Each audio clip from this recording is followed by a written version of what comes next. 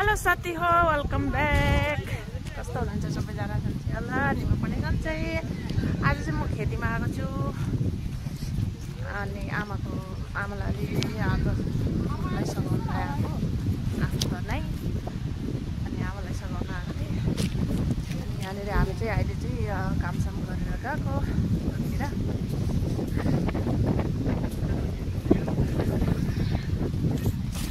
अनि यहाँ चाहिँ यस्तै छ खेतीहरू लाउने जग्गाहरू यस्तै। यहाँनिर हाम्रो कान्छीलाई देखाउनु एकदम बिजी छ।